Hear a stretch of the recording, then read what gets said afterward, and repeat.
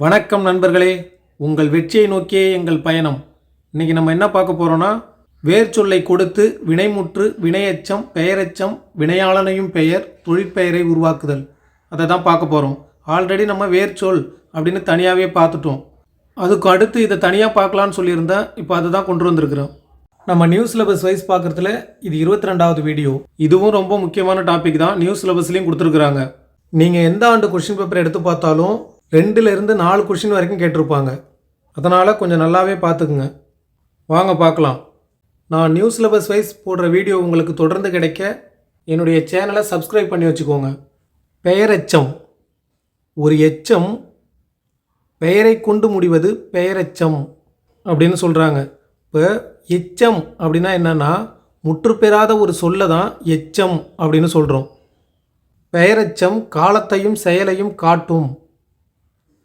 இதுதான் ரொம்ப முக்கியமானது. பெயரெச்ச விகுதி இதை நல்லா ஞாபகம் வச்சுக்கோங்க. இப்போது வேர்ச்சொல் கொடுத்து வினைமுற்று வினையெச்சம் பெயரெச்சம் அப்படி கேட்டாங்கன்னா இந்த விகுதிகள் உங்களுக்கு தெரிஞ்சாலே அதை ஈஸியாக போடலாம்.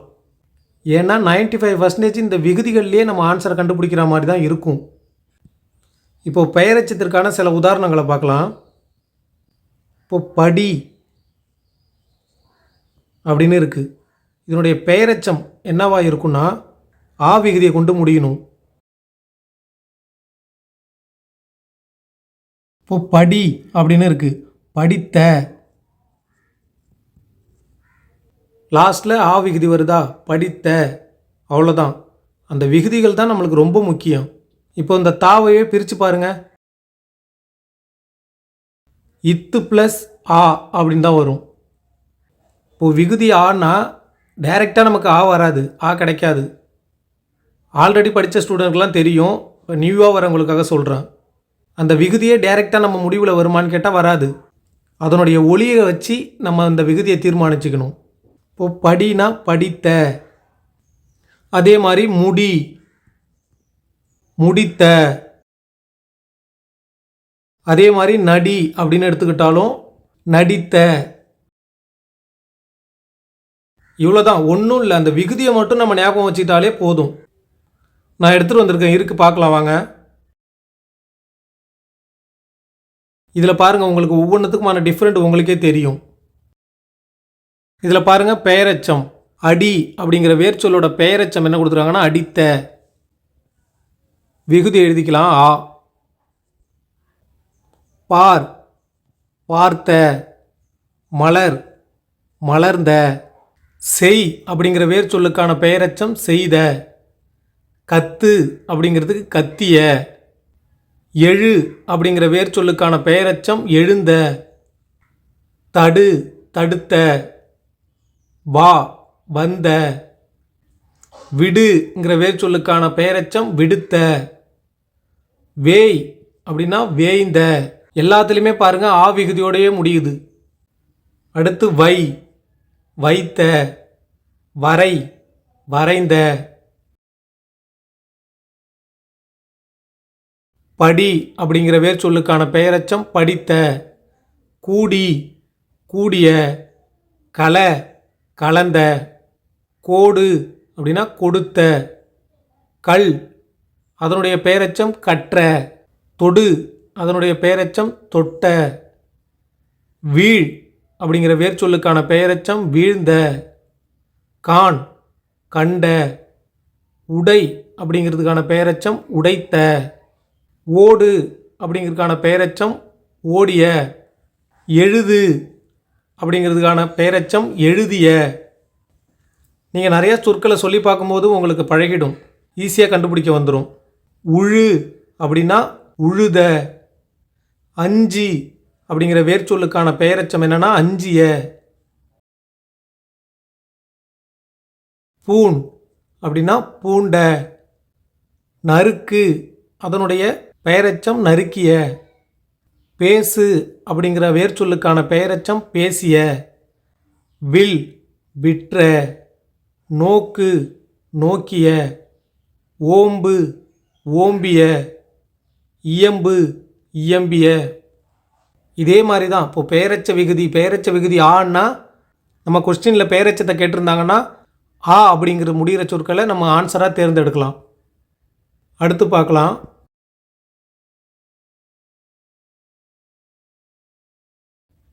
அடுத்து வினையெச்சம். எச்சம் வினையை கொண்டு முடிந்தால் அது வினையெச்சம். ஒரு வினை முற்று பெறாமல் எஞ்சி நிற்கிறது தான் வினையெச்சம் அப்படின்னு சொல்கிறாங்க. வினையெச்சத்தோட விகுதியை பாருங்கள், இதுதான் ரொம்ப முக்கியம்னு சொல்லியிருந்தேன். ஏன்னா வேர்ச்சொல்லை பொறுத்த வரைக்கும் இந்த விகுதிகள் தான் நம்ம சொற்களை கண்டுபிடிக்கிறதுக்கான ஒரு முக்கிய ஆதாரமாக இருக்குது அப்படின்னு கூட சொல்லலாம். இப்போ படி,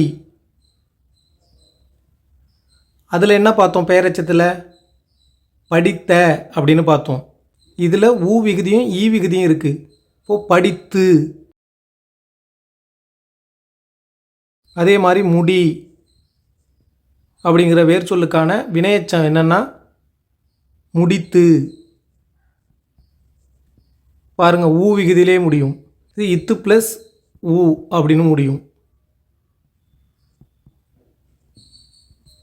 அடுத்து ஓடு அப்படிங்கிற வேர்ச்சொல்லுக்கான வினையெச்சம் என்னன்னா ஓடி. ஓடிய அப்படின்னா பெயரெச்சத்தை குறிக்கும். அதே மாதிரி பாடு, பாடி. இதே மாதிரி தாங்க, விகுதிகள் மட்டும் ரொம்ப முக்கியம். இதற்கானதை கொஞ்சம் பார்க்கலாம் வாங்க. இதுக்கான விகுதி ஊ ஈ. அடி அப்படிங்கிறதுக்கு அடித்து, ஊல முடியுது. அதே மாதிரி பார், பார்த்து. மலர், மலர்ந்து. செய், செய்து. கத்து அப்படிங்கிறது கத்தி, ஈல முடியுது பாருங்க. எழு, எழுந்து. தடு, தடுத்து. வா, வந்து. இதுக்குமே உள்ள டிஃப்ரெண்ட்டை பாருங்கள். கத்திய அப்படின்னா கத்தி, எழுந்த அப்படின்னா எழுந்து, வந்த அப்படின்னா வந்து. அடுத்து விடு, விடுத்து. வேய், வேய்ந்து. வை, வைத்து. வரை, வரைந்து. படி, படித்து.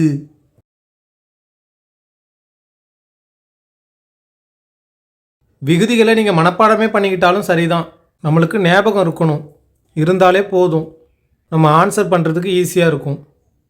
கூடி, கூடுன்னு வரணும். கூடி. கலை, கலந்து. கொடு, கொடுத்து.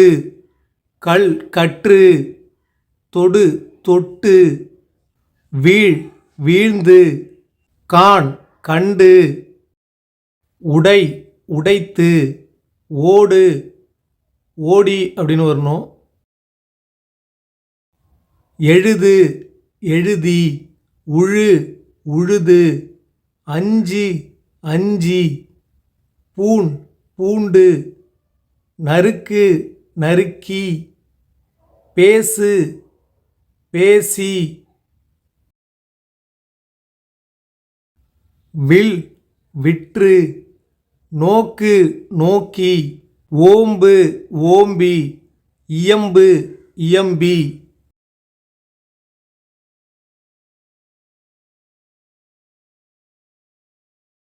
அடுத்து தொழிற்பெயர். தொழிற்பெயர் வினைச்சொல்லுடன் தல்விகுதி, அல்விகுதி என்ற விகுதிகளை சேர்த்தால் அது தொழிற்பெயராகும். ஒரு தொழிலையோ ஒரு செயலையோ குறிப்பது தான் தொழிற்பெயர் அப்படின்னு சொல்லுவாங்க. தொழிற்பெயரோட விகுதிகளை பாருங்கள். தல், அல்.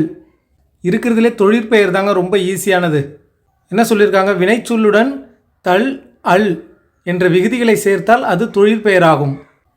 தொடு அப்படிங்கிறது ஒரு வினை செயல், அது கூட தல் விகுதியை சேர்த்தா தொடுதல்.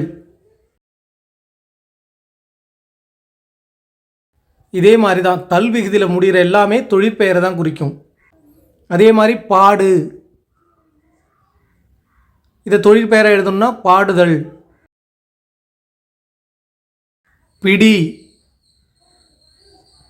அப்படின்னா பிடித்தல். இதே மாதிரி தாங்க ஒரு செயலோட தல் விகுதியோ அல் விகுதியோ சேர்த்தா அது தொழிற்பெயர். தல் விகுதியும் அல் விகுதியும் சேர்க்காமலும் தொழிற்பெயர் வரும். ஆனால் அது முதுநிலை தொழிற்பெயர், முதுநிலை திரிந்த தொழிற்பெயர் அப்படின்னு சொல்லுவாங்க. இது கண்டுபிடிக்கிறதுக்கு நமக்கு அது தேவை கிடையாது. வேர் சொல்ல பொறுத்த அளவுக்கு இதுவே போதும், ரொம்ப ஈஸியாகவே கண்டுபிடிச்சிடலாம். தொழிற்பெயருக்குரிய சில உதாரணங்கள் பார்க்கலாம் வாங்க.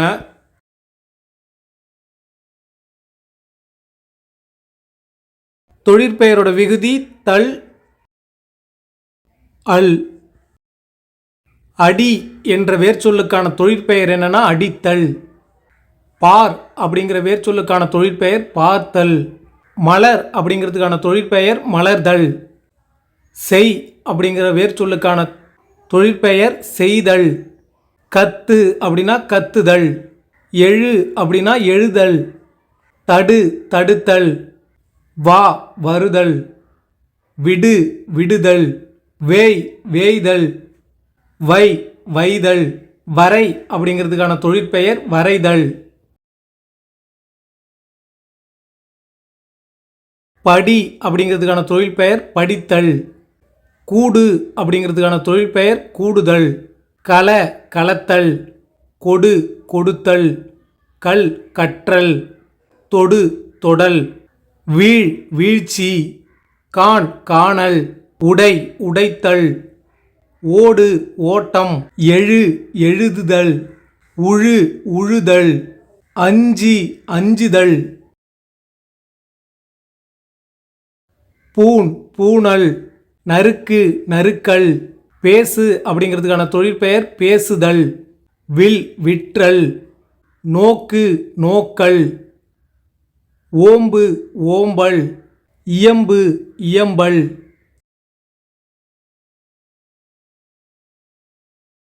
அடுத்து வினையாளனையும் பெயர். ஒரு பெயர் சொல்லுக்கு செய்த வினையை கொண்டு பெயரிடுவது வினையாளனையும் பெயர். வினையாளனையும் பெயர் அதனுடைய விகுதிகளை பாருங்க. அன் ஆன் அர் நர் ஐ. வினையாளனையும் பெயரில் பாருங்க. எழுதியவன், எழுதினான், சென்றவர், அனுப்புனர்,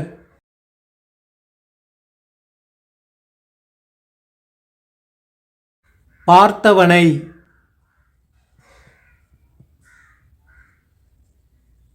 இதை பாருங்க, அன் விகுதி வருதா? எழுதியவன். அதே மாதிரி எழுதினான், ஆண் விகுதி வருதா? அதே மாதிரி இதை பாருங்க, சென்றவர் அருவிகுதி. அனுப்புனர் நர்விகுதி. பார்த்தவனை ஐவிகுதி. இதே மாதிரி தாங்க. இந்த மாதிரி சொற்கள்லாம் வினையாளனையும் பெயர் மட்டும்தான் குறிக்கும். இப்போ பார் அப்படின்னு வேர்ச்சொல் கொடுத்துட்டு வினையாளனையும் பெயர் கேட்டால் பார்த்தவனை பார்த்தவன் அந்த மாதிரி தான் ஆன்சர் பண்ணணும். இதற்குரியதை பார்க்கலாம் வாங்க.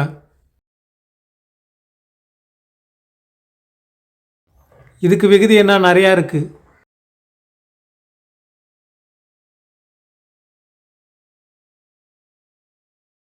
அடி அப்படிங்கிறது அடித்தாரை. பார் பார்த்தவனை. மலர் அப்படிங்கிற வேர்ச்சொல்லுக்கு வினையாளனையும் பெயர் என்னன்னா மலர்ந்தானை. செய் அப்படிங்கிறதுக்கு செய்தவன். கத்து கத்துவதை ஐ விகுதியா. எழு எழுந்தாரை. தடு தடுத்தவனை. வா வந்தானை. விடு விடுத்தானை. வேய் வேய்ந்தவரை. இப்படி தொடர்ச்சியாக நீங்கள் நிறைய சொற்களை பார்க்கும்போது உங்களுக்கே அது மனப்பாடம் ஆகிடும். அடுத்து பாருங்க, வை வைத்தாரை. வரை வரைந்தவனை. படி படித்தவனை. கூடு கூடினாரை. கல கலந்தவனை. கொடு கொடுத்தவன். கல் கற்றானை. தொடு தொட்டவரை. வீழ் வீழ்ந்தவனை. காண் கண்டாரை. உடை உடைத்தாரை. ஓடு ஓடினானை. எழுது எழுதியவனை. உழு உழுதவரை. அஞ்சி அஞ்சியவனை. பூண் பூண்டாரை. நறுக்கு நறுக்கிய நானை. பேசு பேசினானை. வில் விற்றானை. நோக்கு அப்படிங்கிறதுக்கான வினையாளனையும் பெயர் நோக்கினானை. ஓம்பு அப்படின்னா ஓம்பியவரை. இயம்பு அப்படின்னா இயம்பியவரை. அடுத்து வினைமுற்று.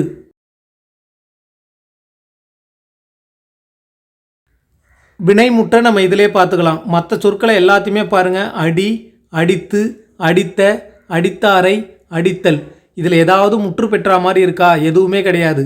அடித்தார், பார்த்தான், மலர்ந்தது, செய்தான், கத்தினான், இதெல்லாம் பாருங்க ஒரு முற்று பெற்ற சொல்லாவே இருக்கும். எழுந்தார், தடுத்தான், வந்தான், விடுவித்தான், வேய்ந்தான், வைத்தான், வரைந்தான், எல்லாத்தையுமே பாருங்க ஒரு முழுமையடைஞ்ச சொல்லாவே இருக்கும். படித்தான், கூடினார்கள், கலந்தார், கொடுத்தான், கற்றான்,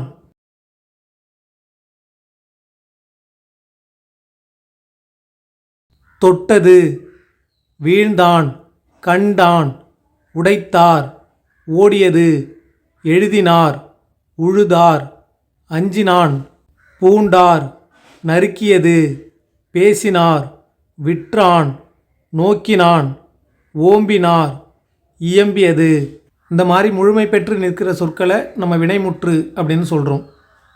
இந்த தொழில் பெயரில் இருக்குல்லங்க, இதில் இம் விகுதியும் வரும். அதே மாதிரி காலம் காட்டாது. இது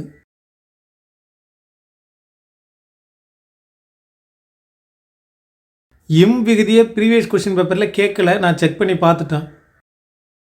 அடுத்து ப்ரீவியஸ் கொஸ்டின் பேப்பர் கொஞ்சம் பார்க்கலாம். ஒரு 5 எக்ஸாம்பிளுக்கு எடுத்துகிட்டு வந்திருக்கிறேன், வாங்க பார்க்கலாம். செல் என்னும் வேர் சொல்லின் வினை எச்சத்தை காண்க.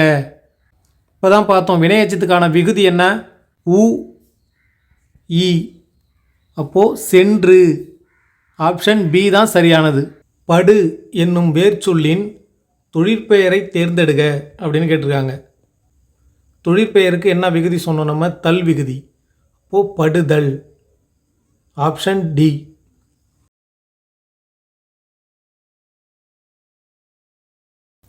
துடை என்னும் வேர் சொல்லின் வினைமுற்றை எழுதுக. துடைத்தான், ஆப்ஷன் சி. உழு என்னும் வேர் சொல்லின் வியங்கோல் வினைமுற்றை காண்க. உழுக, ஆப்ஷன் பி. சா என்னும் வேர் சொல்லின் வினைமுற்றை தேர்ந்தெடுக்க. செத்தான், ஆப்ஷன் பி. அவ்வளோதான் நண்பர்களே, அடுத்த வீடியோவில் சந்திப்போம்.